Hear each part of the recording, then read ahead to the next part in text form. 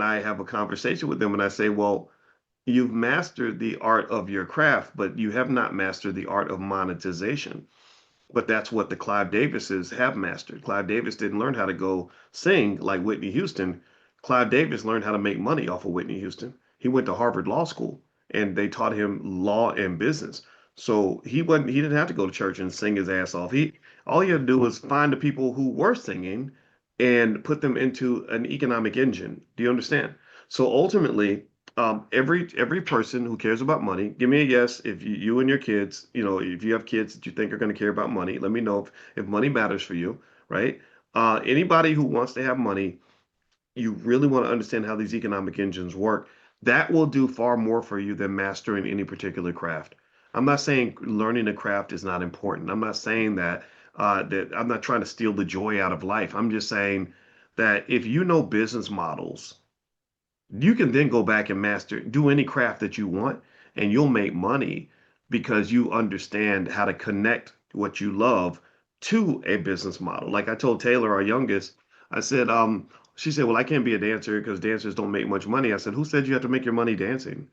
I said, I think if you want to make money, you make your money investing, and then you dance in your spare time, right? Like who taught us that what we love and our passion has to be our way of making money? Some of y'all got passions that aren't don't necessarily fit into a business model so easily. So maybe your investing has to be over here to really fund the rest of your life, right? So I will so tell money you one becomes an thing. engine. Go ahead. I put a lot of my energy in being the best therapist I can be. That's what I focus on every day. How can I serve people? I put my focus on that.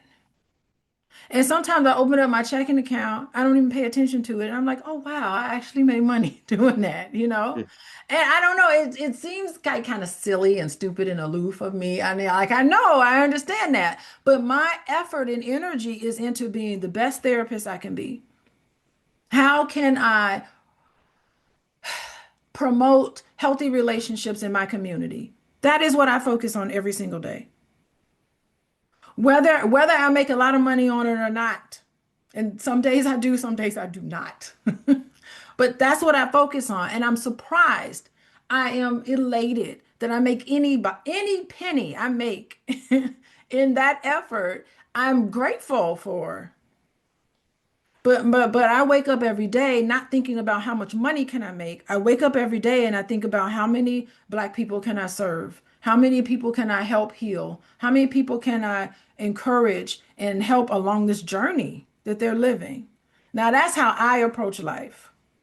And maybe it's And I a think privilege. Maybe I'm yeah. privileged to do such a thing. Maybe it's Right. a place of Right. privilege. And I do agree with that. And I think but I think also it's like it's easiest if you understand how what you're doing can link to some sort of business model or income generating process. It Because if you don't does. generate income, you can't spend time doing that. Exactly.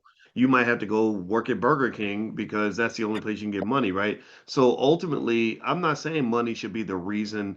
Money is the cart sometimes, or maybe it's partly the engine, but it doesn't have to be the horse.